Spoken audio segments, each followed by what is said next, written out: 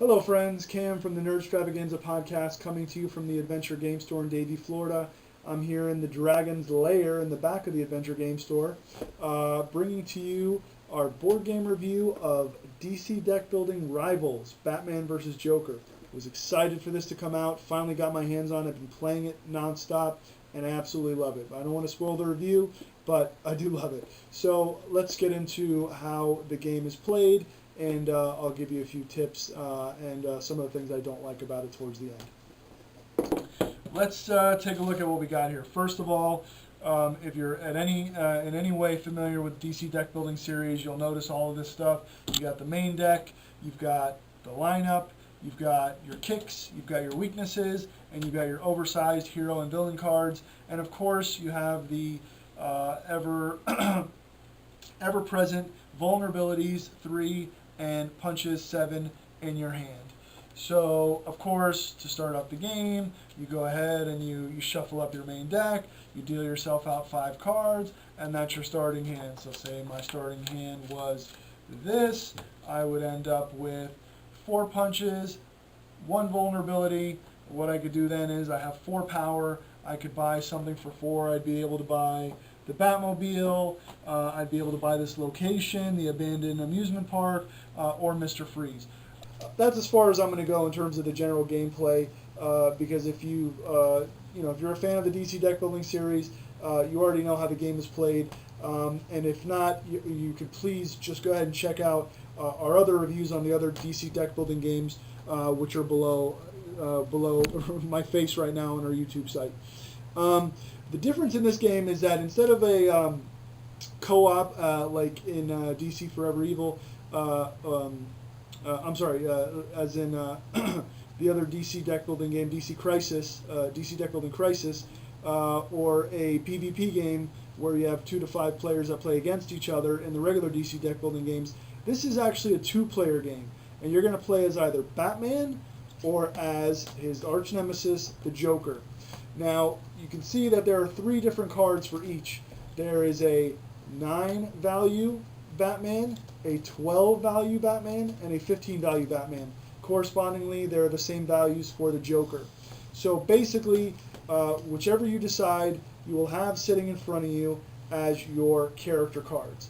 The first one gives you a special ability, like for instance, Batman, at the end of your turn, draw an extra card if you bought or gained 1 or more equipment during your turn.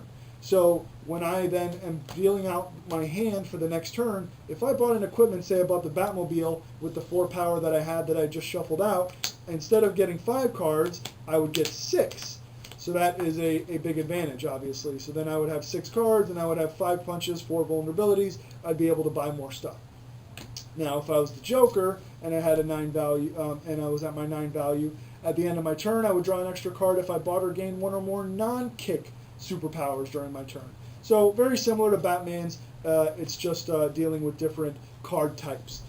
Now, the way that you win the game there's 2 ways to win the game.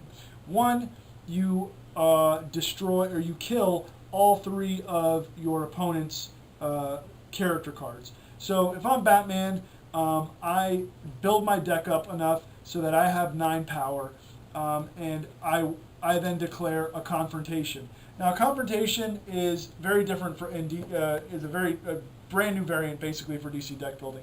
What happens is you would get your 5 cards, you would take a look at them, and you would decide at that point, before you played any of your cards, whether or not you wanted to tell your opponent that you wanted to confront them. So if I pulled out my 5 cards and I thought, okay, maybe I'm not at 9, but I think I could get to 9, then I will go ahead and decide on calling the confrontation, and then I would play out my turn. So I'd play out all my cards, and say I got to 12 power. Well, that would be great, because that would mean that I would have more than the 9 required to beat the Joker's first card. However, the person playing with the Joker then has the chance to counter what I've done. And there are several cards in the deck that allow you, during a confrontation, to do certain things. So, for instance, let's see here. The Master Martial Artist.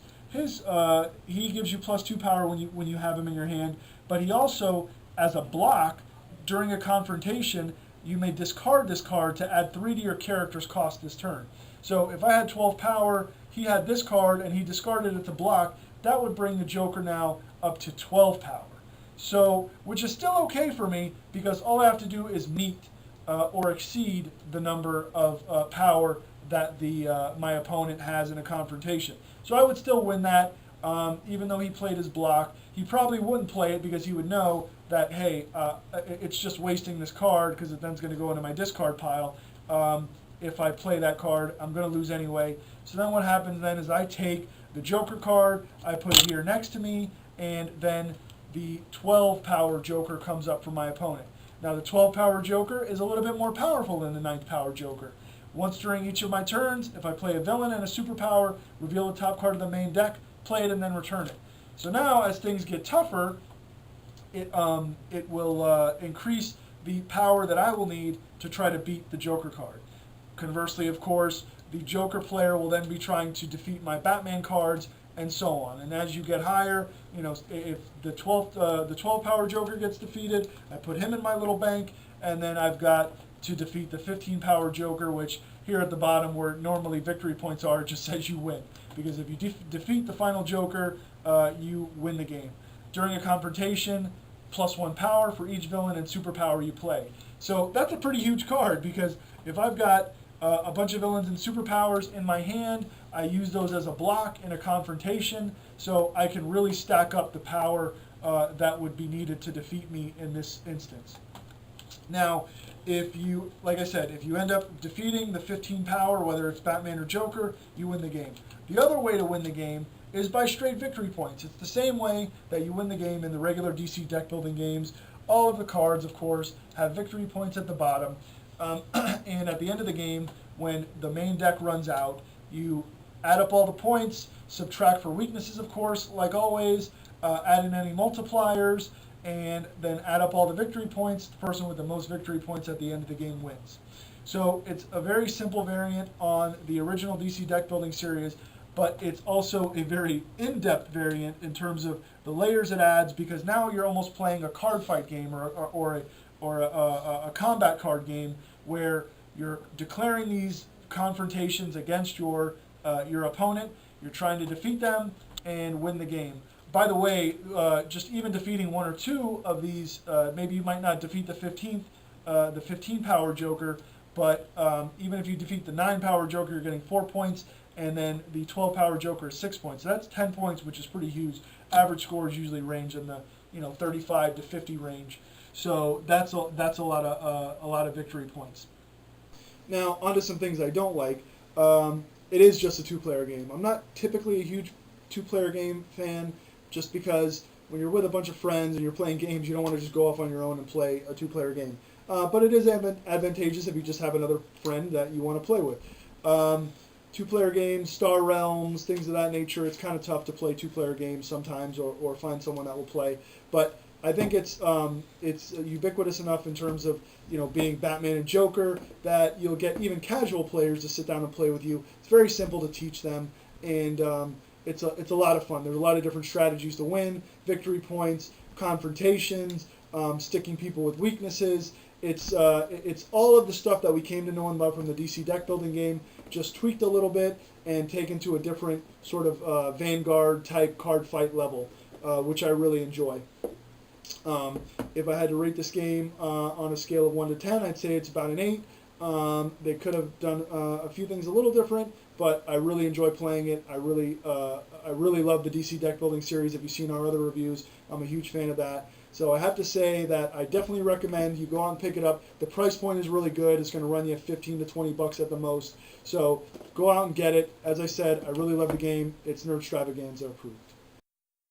Thank you, fans, for joining us for another Nerdstravaganza Reviews. If you'd like more Ganza goodness, why not subscribe to our channel? Visit our homepage, follow us on Twitter, and like us on Facebook.